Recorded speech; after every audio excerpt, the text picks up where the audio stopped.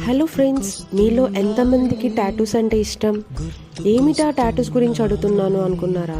అదే అండి, temporary tattoos. ఇప్పుడైతే వాటర్ పెయింట్ టాటూస్ ఉన్నాయి, కానీ 90s జనరేషన్లో మనం ఏమైనా బబుల్ గమ్స్ లేదా చాక్లెట్స్ కొన్నప్పుడు వాటిలో మనకి కార్టూన్ టాటూస్ వచ్చేవి. అవి ఈ 20s జనరేషన్లో పిల్లలకి తెలియవు. ఒకసారి వాళ్ళకి తెలియచేద్దామని వాళ్ళకి చూపిస్తే ఇవి ఎప్పుడు ట్రై చేయలేదక్క అని అన్నారు.